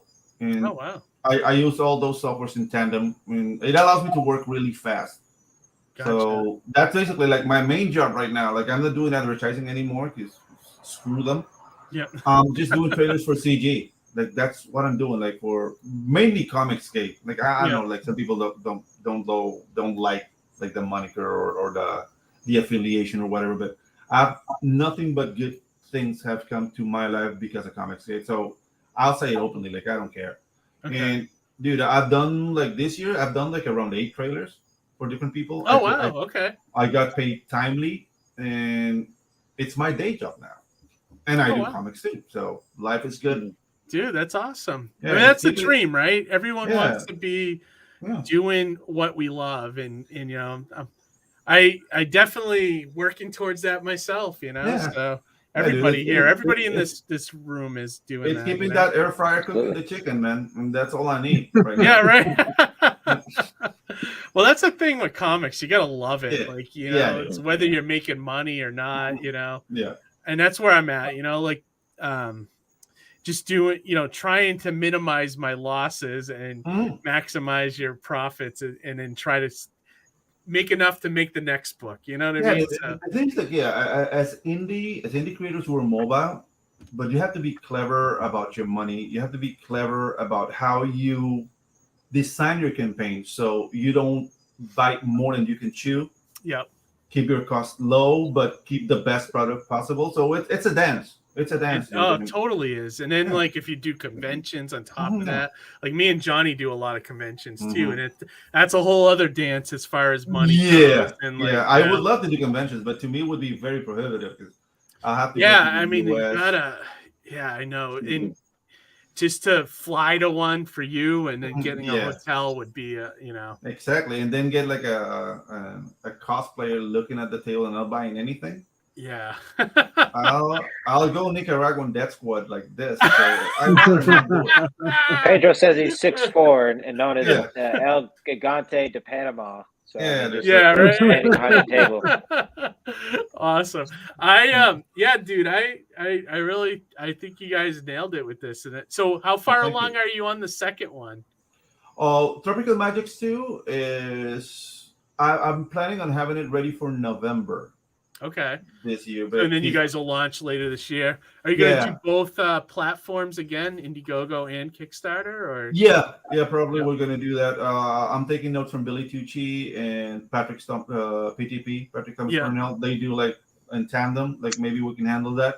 But the thing is that Ginge and I have a very, I don't know if it's like pie in the sky plan, but it makes sense to me because we have three IPs we want to juggle. Oh, okay. And they are because like I mean like I don't know like I'm gonna be 50 in a year. Okay. So I'm feel like I have to rush to have like as much material out as the best quality possible as soon as possible. So we're doing feeling that too. I just I just hit 52. I got a lot of stuff I want to get out too. So our next campaign is called Waifus and Kaijus, which is like a whole mech adventure. So what is it called? Waifus and Kaijus. Okay. And Kaijus. And it's a mix of giant mecha anime with a little bit of Power Rangers and hot girls. Okay. I like that. That sounds good. Yeah, and dude, I'm like tooting my own horn. But, the great horn, robots, buddy. I like yeah, that. Do that again. The robots look awesome. The character designs are like, the chicks are hot, and we have a nice roster of like very international. Like we're doing like I like to say we're doing inclusion right, because it's not preachy. It's just goes with the story. Like there's like the world gets in advance that in 30 years from now they're going to be invaded by this entity. So the humanity has time to prepare. So every country developed like these giant mechs, and they're doing like a tournament of power. Like that's the first book. Oh, cool! I like it's that. like a tournament of power between mechs to see who's going to defend. Kind of a little bit like did they did that a little bit in Pacific Rim, didn't they? Like but Pacific Rim was like more like defenders from different, like you defend this area, you defend that area. Gotcha. Yeah, but I like that idea. Like I like that idea that you know. Yeah, I'll say from a writing perspective, that was one of the more difficult challenges with this book. Actually, Waifus and Kaijus to date is the most difficult thing I've wrote, just because there's so much great material out there that to create something new and fresh was very difficult. And Pacific Rim was a constant pain in my ass, just because they did such a great job with that shit. Yeah. It's so good. Yeah, so trying to find a new angle on it. Yeah, but we're kind of making this unique though. Like we're doing a great job with that. It's they come from space, and it's the mechs are purposefully very different looking, and the setup is different. Some aliens crash land. These resistance aliens crash land on Earth, and they're fleeing from this sort of fucking Galactus style bad guy who's on his way to Earth. So that's how we have the time to set up and prepare. And book one is a setup that basically kicks off the next two books like full speed ahead, because whoever wins the tournament gets to participate in what without sort of giving the whole story away. Book one, like the end of book one, directly leads into book two, and then from there it's it's not over till it's over. So yeah, it's gonna be a lot of fun. So that's their second one. What's the third one that you guys are working on? So basically, what we're gonna do in Waifus and Kaijus is it's gonna be like what Ginge and I were discussing, like how to keep all IPs present in people's like mind, zeitgeist. Yeah. So with Waifus and Kaijus, we're gonna offer an ashcan of another character, another IP we have, which is called Sons of Aether. Which is our Lord of the Rings. Oh, okay. So this is dwarves, a world that only has dwarves and goblins. Okay. And I think you guys told me about this one a little bit. Yeah. Constant war. So we already are up to page 25 on this story. Oh wow. Okay. But then Waifus and Kaijus came about. No, we have to do this first. Yeah. So the muse took hold. Really, we didn't have much of a choice. Yeah. Well, that's what happens when you get that idea that just kind of get out of your head. Yeah, exactly. I hear you on that, because I same thing. I got ideas that are dying to get out, but they've been kind of squashed by the mascots right now. Unfortunately, So that's the thing, like to keep it fresh, because I'm doing everything. So now, like for Tropical Magicks 2. You're gonna get an ashcan, would be like a product for book 2 of Waifus and Kaijus. Gotcha. So you're gonna kind of do a little ashcan with every campaign. What were you gonna say, Johnny? I saw that you had. I was just gonna say it's in terms of like you have a lot of great ideas, but they kind of get squashed by the ideas or the projects you're working on currently. It only does the story that is still in your head service to live with it longer. And to plot it out longer and to think about it. And you never know what discoveries you make along the way. Whereas if you rush something out to market, that's done. And then more often than not, and I've learned this lesson, on my own in my own work, is that, I look at issue 1 of this and go, I could have done this better. Yeah. Or I could have changed this. So the longer you really plot out, the longer you spend with the idea, the better off that story will be. And that's absolutely. Yeah, the cool thing, like all the stories are very different, because you have like the blue collar heroes on Tropical Magicks. You have like the whole like world-ending threat, big mechs, like huge story with Waifus and Kaijus, and Sons of Aether is basically my version of Kelly's Heroes. So it's like a war film, Mm-hmm. And it's more about how the team works in tandem. And dude, the choreographies we've come up of how these dwarves fight. Okay. Dude, it's brutal. It's almost like a song, and it's like when one like does a song of violence. And that's the thing. Like the lore of the thing is like in the discourse they tell each other. They tell each other, earn the song, which is basically earn that your name is added to the dwarven song of war. Mm-hmm. Gotcha. So it's all like when they're fighting, it's like if one throws a spear, there's one guy running behind the spear with two guns. Okay, like it's not completely medieval. It's like 18th century, so they have gunpowder and they have like flintlock pistols and whatnot. But it's true dwarven culture, so there's no bayonet but axes at the end of rifles. So it's stuff like that. But dude, like I don't know, like I'm really eager to tell this story too. Like I'm really to tell all the stories. Like Yeah, that's awesome, man. I love it. And do you like doing comics better than animation, or is there like stuff you like about both? It's more involving to do comic books story wise. The thing with animation is that when you're doing it on your own, it's very prohibitive. You can't produce that much, and when you get the budget to make like a huge production to tell a story, it becomes a story by committee. So I like it. I like the personality that you get when you're working with comic books. Because right now it's only Ginge and me. If we get like a couple hours later, that guy will be our slave. Not really. like that guy will do what we tell him to do. But it's like more of a single idea. Gotcha. So I just want to add on Surrounded by Death, there's three of us that basically are the creators of the book. Mm-hmm. So if one of us has a creative decision, it's not as simple as having a single conversation with one person. Yeah. Like you said, it becomes committee. Yeah. You know, you have to plead your idea against two other people who could say no. Or, you know what I mean? Or I don't see it that way, and it's perfectly valid. But when it comes to animation, like you have a producer, and that producer will come in like, hey, I have a kid who just came out of rehab, and he's in charge of character design. That happens a lot, and it's horrible. It's horrible. Like, dude, like so many projects I've worked when you have people on top of you that have no reason to be there. Yeah. And dude, it becomes a nightmare. I believe it. I believe it. Yeah. And with comic books, like I don't need an investor. Like, we're gonna bankroll your comic book. Like, dude, I do a couple of commercials and I'm good for 4 months. So if I'm good for 4 months, I can work on my comic book. Like that's what I'm doing right now. Yeah, I like that, man. Yeah. You do it just to get your money to make the books and the time to make your books. I told my girlfriend, like I've downsized my life a lot right now, and I'm looking for the big payoff. But I'm not expecting millions. I'm just like, okay, I'm gonna bust my ass for let's say 10 years, so I can live a decent life in the twilight of my life. But right now, dude, like.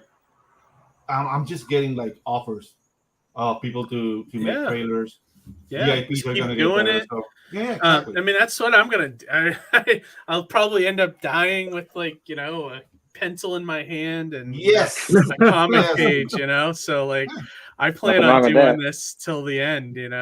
Just like Kirby. Right to the end. Dying with a pencil in my hand is better than dying working at a whorehouse or something, right? Yeah, it's a good death. Shoveling shit, whatever. Yeah, exactly. I'll take the house over shoveling shit. I think. Yeah, I mean, like I work my day job, same reason to like pay those bills to live in this house, and like some people use their money, their income to like. Have a few beers on the weekend. Yeah, not me. Exactly. My beers are paying for a couple pages of artwork. Or whatever. Now imagine having those beers and having to pay for the artwork. Yeah, dude. Yeah, right. I have those beers away from the artwork, but I'll have the beers. Yeah, right. Like I live and breathe this shit like 24/7. Like I may be working my day job, but I'm in my head. I'm thinking about. What I'm doing, the next comics or, the next video I got to throw up on YouTube, whatever, my mind is on this shit rather than this is so much fun, man. This is so much fun because the things like you people might think like, yeah, this is something like you dream when you were a kid, and true, we dream of this things when you were a kid, but when you're an adult, you still dream about this stuff. Yeah, if you really have the calling, like, dude, you can't stop. I can't I can't like there's guys I work with that come into their 9 to 5 job, they go home and they just watch Netflix all night. Like I can't. I gotta I get home, I like, look, what can I work on? My weekends are just filled with working on this shit, and then like dude. I can't stop. It's like it's in my blood. Harry's got it. This it is addictive. Yeah. Just work hard, do what you love, and most importantly, don't sleep with men. Don't do it. Right? Yeah. I love a good callback. I mean, exactly. If anything, that's the theme of this episode. I think. Whatever you do, don't sleep with men. Yeah, right. Dude, I love my dad, dude. Yeah. Not that there's anything wrong with that. No. It's all right. It's all right. We're talking about a Latino man from the 70s. Yeah, right. He's bound to be the way he is. Yeah, exactly. Yeah. Yeah. All right, yeah, we've been going about 90 minutes, which is crazy. Like, time flies, man. Crazy. Awesome. Feature film length. Yeah, right. Yeah, or it used to be. It seems like they can't make a movie under 2 hours now. No, but good tight 90 minutes. I love the tight 90-minute movies. I miss those. Yeah, dude. Those Golden Globes. Yes. Films, yeah. There was always like breasts. I love those movies. Right. Like the breast. Old school R-rated, Yeah. So as we start to wrap up, Pedro, is there any? I'll do both of you guys, but like, is there anything else you want to promote? Where we can find you, Instagram, anything like that? On Instagram, like I don't use Instagram that much, and I don't use Facebook that much because that belongs to my mom. So are you more on Twitter? On Twitter, yeah. I'm a Twitter rat. So okay. Same. Go Elon. You can find me on Twitter at ngilla. Start with an N Gilla, and you can find me there. The Ginge and Pedro Show every Tuesday at 7 p.m. Oh no, we're gonna be competing with you guys. Yeah, hey, dude, the more the merrier. That's right, the thing. Like, there's a thing called replay. Like, well, if you guys do 7 p.m., we're not gonna be on till like 8:30, so we should probably not clash all that much. Hopefully, you just tell your audience to tune into us, and then we'll tell our audience to tune in there for the round. There you go. Dude, that's what we need to do. We need to start this cross-pollination thing without sleeping with each other, and really and the other thing, Pedro, you don't want what I got. No. I'm good, man. And finally, be on the lookout. I'm starting an animation online school on YouTube next year. Yeah. I already ordered the equipment, so once everything. So, are you going to teach people how to do animation? How to animate? Yes, on OpenTunes. So because that's something that we have a lot of like variety shows. We have a lot of shield shows. We have a lot of like. I don't know, like I like that. I'm interested in that. You're gonna do that on your channel? Yeah. So the thing is, like, there's gonna be tiers, so you can follow like the classes, and I'll have a Patreon for a tip jar, and that would be like $5 or whatever. Like they're gonna be different tiers. If you want to want like one-on-one sessions, well, it's not gonna be one-on-one. It's gonna be 8-on-1, and that sounds corny, but it's not. It's gonna be like private classes. Jesus, Pedro. Yeah. Hey, I have the stamina. I'm going to the gym. No, it's gonna be like a StreamYard session. Okay. Private with people who can we can review their work and give them tips to improve. So that's gonna be part of, and that's gonna be like $120 a month. So it's going to be only for like 8 people if you're really interested. So you can do one-on-one, but you'll have regular classes there as well. Regular classes, and there's going to be regular classes and regular live streams. Like I know the basics of like how to animate something, but I don't know how to do it in the software. So that's stuff I would be interested in learning. Dude, I've learned on pencil and paper with Lee Mishkin and George Mitchell, and I'm talking Disney animators, Brigitte Polman. So I'm bringing that. So it's not a matter of what software you use, unless you know the principles and know how to apply them well. Okay. And dude, like you can be dishing out amazing animation in a year. That's all you need. because that's the thing. Like people go to college and spend like hundreds of thousands of dollars in 4 years of class, and I've seen reels that are not good because people are not learning what they need to learn, which is anticipation, action, reaction. In that, definitely. Like so that's what I'm gonna focus on. And the things like you want to make it beautiful, like there are tutorials for that, but I can teach you that too. But I want to focus on the craft of animation because it's been like it was my first love professionally. Okay. Like I lost women because I was learning how to animate, and it's something that stayed with me ever since I had a pencil in my hand, and I just want to transmit that to people, and I want to make it affordable because the prices for animation schools are ridiculous today. So, yeah, no, I would love just to even just learn your takes and how you put things together, and also the software you use. I think would be huge. Okay. Let me see. Okay, I can show this because this is something that I'm signing an NDA. This is for a client, but let me look for something real quick. So yeah, while we're waiting, can I show you my animation that I've done? Sure. Yeah. Let me. Nice. Show and tell, everybody. Yeah, have you seen this, Sean? I don't know if I've seen this. Let me set this up here real quick. But I edited it together, but added a little music, and do it. And see if we can get Pedro's take on this. But like we'll see what you guys think. Okay. Okay. All right. Spider-Man, awesome. Can you hear it? Yeah. Oh, dude, a flip book. Awesome. Awesome. I used to do this in high school all the time. Like, this is all I did every day. Awesome. I was going to say that that's probably the closest I ever messed with animation was that. Yeah. But I had it all you're over not far. Like the only thing you need right now, and it's like kind of makes it hard to gauge. Yeah, you don't have a constant frame rate because your frame rate is given by your thumb releasing the pages. Yeah, right. So the timing can't be really judged. That's the only thing. But the thing, like the movement's there.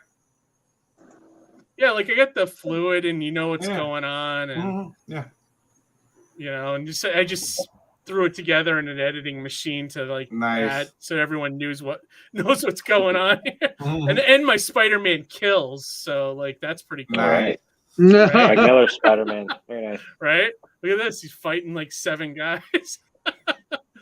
Dude, nice use of space. I like that one. Yeah. The Doc Octopus action. Three-dimensionality of the where's my wife? Death trap. Nice. Neat. That's cool. I love the jumping in and out of the window. Yeah, right. Like there's no really sense of where this is happening. Then he's gonna fight Wolverine here. Nice. Okay. It's better than anything Marvel's done in a decade. Yeah, right? This is a Marvel versus right there. Right? 2 minutes, you're in and out, and it's done, Shout out to Ollie in the chat there. Hey, what's up, Ollie? Ollie's there. Yeah, it's great. Nice, man. Dude, okay. So as an assessment, like I said, the movement's there. Nice use of three-dimensionality. If there's a way to get like a proper frame rate on it, we can gauge the timing, which is something. Yes, that's the stuff I'd love to learn. Like I understand the concept of like key drawings and the in between and all that stuff, and. Yeah, so I'd love to see your take on that. So when you do that, let me know because I'm interested in that. Can you share my screen now? Yeah. Hang on. So basically, this is like the third class. Okay. Which is called the flower sack exercise. So here you're working with 2 volumes, the upper volume and the lower volume, and the upper volume is going to lead the lower volume first, as in it will pull the lower volume for the jump. Okay. So you will draw a parabole in the air, and midair, the lower volume is going to start pulling the upper volume down. Yeah, this is like the squash and stretch. Yeah. Squash and stretch, yes. Yep, so basically in this exercise, these are the two things you want to control. So first you'll draw a line of action, which is the red line here, which is the parable that and you'll show like initial pose, mid pose, last pose. And then you'll check out on your timing, like how long do you want it to be? Okay. Right? Yeah. So with that in mind, then you. Oh, cool! Yeah. Yep. You get a little bit of this, and you get the background there. Yeah. That's so cool. Then using the timing, like I did it in 60 frames, and if you animate at 24 frames per second, that goes quicker, right, or slower. No, quicker or slower. It depends on you if you expose on one or twos. So if you see on here you have your X sheet. You see you had like 1 space, 2 space. This is exposing frames, drawings on 2 frames. So 1 drawing, 2 frames. That's when you want to convey weight when you're animating. Gotcha. When you expose on ones is when you want to expose speed or agility. So as the sack jumps, you want this to be really quick, and you expose on ones. Once it starts losing momentum at the top of the parable, you start exposing on twos again. Gotcha. Those are the decisions you'll start making. And yeah, like this is like the third class. First, you will do like a bouncing ball, then you do like a leaf in the air. And we're isolating like the principles of animation. In this exercise, we are applying upon line of action, which you learned in the first exercise. Yeah. We apply overlapping action, and we apply follow through. So basically, the follow through would be the little tassels on the edges of the flower sack. They will follow the movement. You see? Oh, gotcha. Yeah. Or be led, and then you can basically incorporate acting and the follow through, and that's what makes animation unique. Yeah, it does have a Disney sort of vibe to it. This is definitely really cool. Really awesome, man. Yeah, I love it.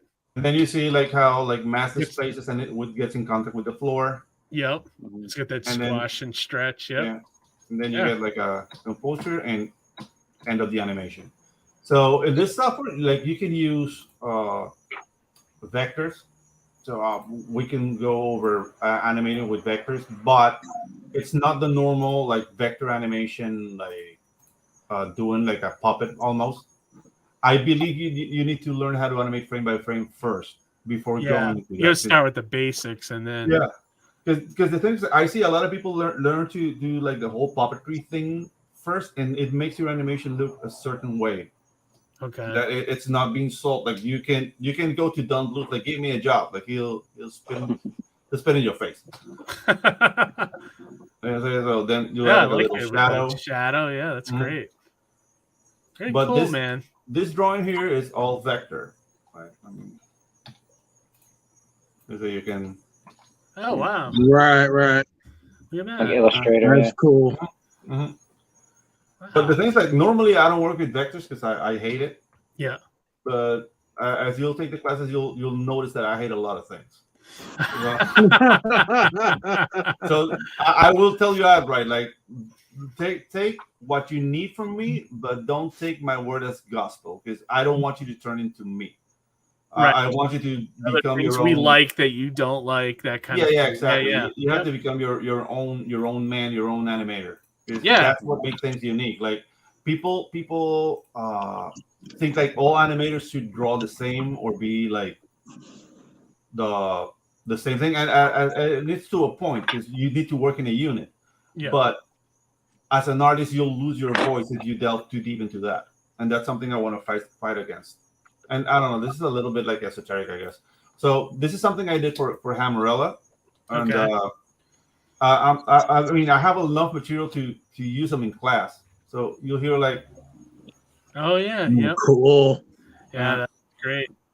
So how you incorporate effects if you don't want to use After Effects, you can incorporate effects here. So let me just turn it on. So I added glow to this like funky psychedelic clouds. Like cloud, and there's like motion blur, so you can see like depth of field. Like we go to the animation, you can see it better. So you have your node-based schematic here, and you can turn it to an effect schematic. So you can see like what has a blur, what has like an add effect. So if you learn to work in nodes, it's really easy for you to jump into Nuke, for example. Gotcha. And other like composition softwares. So this is a little bit slower because it's rendering, but we can see what you did there, though. Yeah. Yeah. Cool. The background, it makes it feel alive. Yeah, that's really cool.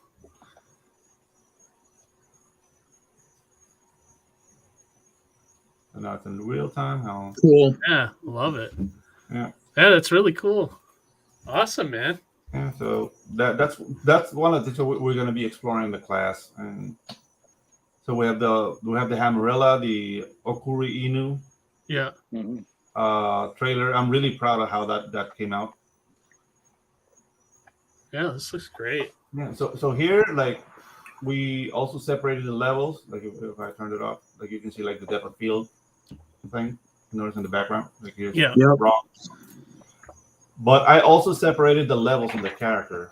So here, you can make like sub-X sheets. That's just to keep order. So here you see like a complete character, right? But for example, you get holds like here, the body's not moving. Yeah. But I want the cape to move, so the cape is in another layer. Oh, okay. These are little like the shadows. That's like Hanna-Barbera style, like yeah. You know, yeah, those guys kept animation alive, man. Because people don't give them enough credit. Like when Hanna-Barbera and Joseph Barbara were fired. They figured out how to make like cartoons work viable for TV. Viable for TV. Yep. And it's sad to see the WB logo sort of just having been run through the mud these last couple months or whatever, and being in danger of maybe, I don't know if being shut down is the word, but I don't know. I am worried, like, you know, just for this old school, I've been sort of pushing for this idea of like, there's a Japanese mangaka who I forget what he did, but it was like an older guy who did something that was really popular. And like this year or the year before, he ended up running for a small governor spot in Japan. And one of the platforms was on restoration and protection of, you know, a sort of national treasure, essentially, of like, you know, the original copies of, you know, mangas and anime stuff, like just stuff that's hard or impossible to get a hold of, just so it's not officially lost to time. I mean, it's kind of tricky, you know, you have to get people to give up stuff willingly, but I think there's something like that. What is the National Film Registry? I just learned about that today. Yeah. You guys heard about that? I've heard of it. But yeah. I don't know. This is that Frog G, right? I did this for Frog G. And dude, like that's the cool thing. Like I get to work on different people's IP, so I get to see their process, their character design, and then adapt that to animation.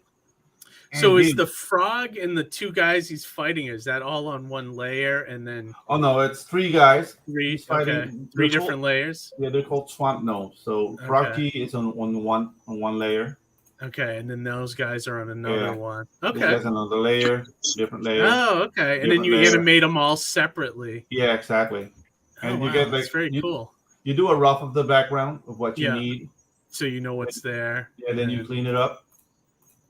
Wow, very cool. All right, and then I think this is a great audit for basically inevitably what your YouTube show will be. When does this one start? Oh, okay. So basically, once I get I have to upgrade my computer. I need to get a better camera and a better microphone. I'm thinking beginning of February. Oh wow! Okay, that's. I'm starting with the classes. Yeah, like I want to get this show on the road because the thing is like, I mean, and this is the whole plan. Like I want to, you know, like upgrade or improve on my YouTube presence, but I don't want to become another shill show like. No, I like that you're going to offer something like like a lesson and stuff. Yeah, and nothing against the guys who give shit to Marvel and DC. Like, dude, that's very entertaining, and thank you for the work you do. Yeah, but I try to be more of a positive thing too. You know, like I just don't want to be that. Like, I try to do offer my takes on conventions, for instance, or exactly. The thing is, like, I don't see what they do as a negative. It's just that they are already doing it. Why would I do it too? You know what I mean? You want to find something different. Yeah. And I think this is something that I've been doing for 20 years. I've already been a teacher for 12. Yeah. And dude, I think it's just something that people would appreciate. Yeah. So, I agree with you. Mm-hmm. You know, definitely. So now is that going to be on both you guys, or are you going to start a separate YouTube, or is that that's going to be my YouTube, like, directly. And okay, I'm still going to do the Ginge and Pedro Show, because that's like our connection with basically IPs comics. and creators, man, because we've met so many amazing people. We've met so many crazy people too. Yeah. And dude, there have been great shows. There have been weird shows. And dude, all the time. Live TV, baby. Yeah. Well, I wasn't planning on getting an animation lesson tonight, so that was really cool. You got a little sample of that, man. So now, awesome, when are you going to launch? Is the channel live now? Do you have? It's my channel. Pedro, where can people subscribe? Yeah, I only have 54 subscribers because I'm not doing anything with it. I only use it to, like, post the trailers I do for people. Yeah. But let me just confirm. Send us the link, and then while you're looking it up, how about you, Mark? What anything else Mark. You want to share? Like, where are you most active? Twitter, Facebook? Yeah, Twitter. I really hate Facebook with a passion, just on a personal level. I feel like most of them are bad, but I feel like we don't need to go down that road. We know. We're there Facebook too. Facebook wants me to go back to MySpace. Yeah, right. I've looked at MySpace in the last couple of years. I'm like, what the fuck are they doing? I want to see. Right. Where's Tom right now when you need him? I'm bringing it back. That bastard. I'm bringing it back. Yeah. But mostly on YouTube. We do the show on Tuesdays. It's 6 p.m. CST for me, but like I mentioned, behind the scenes for Pedro, sometimes like half the year we're on the same time zone, but then when it flips, like it bumps him an hour ahead. So it's 6 p.m. CST. Are you guys weekly? Are you guys a weekly show? Mm-hmm. Yeah, we're a weekly show. Yeah. Nice. Okay. Yeah, I do sometimes random stuff besides that, like draw streams or cool. I call it Ginge Live, where it's just like hang out and bullshit. So nice. Yeah, it's good stuff. And did you find it, Pedro? I think I did. Still looking. Yeah. Share it in the private chat once you have. Yeah, I will. Yeah. And then Johnny, are you shouting out any campaigns this week? I have nothing I'm backing right now. So basically, my long list of campaigns I've backed have dried up. So I'm looking forward to the beginning of the year when I can back Tropical Magic and and then look at the other new campaigns that are gonna be popping up. That aside, I'm just gonna be chilling. I'm glad for this kind of slower period. It allows me to be able to recoup, work on new projects, and kind of plan for a solid 2023 with good choices made, good conventions to hit, and definitely. The process.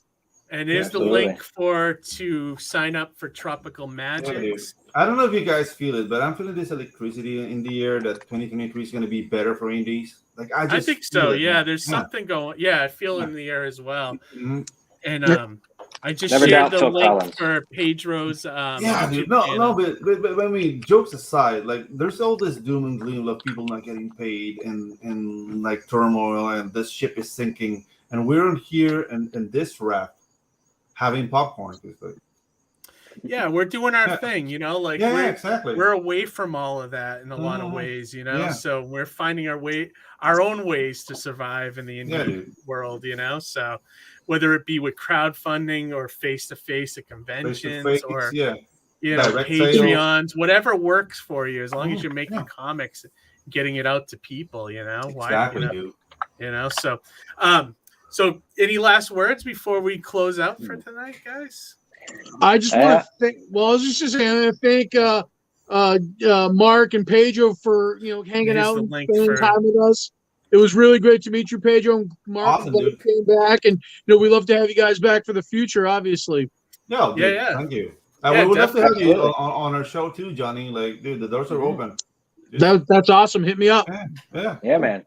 Absolutely. And I'll just leave it on this. I love how you presented the question, Keith. Is there any last words you guys got before you get out of here? Like, no, please. Yeah. Before we boot you out, no. No, just kidding. No, but yeah, well, we're almost at the 2-hour mark, which is crazy, But this is awesome. Yeah, but that's what happens when you have a good flow going, So when you said like you have a good show going, good guests, So, but totally. All right, everybody, and thank you guys both for coming on the show, and like I had a blast on yours when I was on, so I knew you guys would be great guests. Baby. So. Likewise. Yeah, awesome. Thanks, all right, everyone, we're gonna close this one out. We'll be back in 2 weeks between Christmas and New Year's, and we'll probably do our resolutions, right, Johnny? Yeah. How are we gonna make 2023 a banging year for indie comics? Yeah. We'll definitely talk about that. I hate those resolutions. Like, I'm gonna lose weight. We are not. Let's just make comics. Just stop it. Making comics is more realistic. It is more realistic. Yeah. But all right, everybody. We'll talk to you in 2 weeks. Have a great one and read some comics. Yeah. All right. Good night.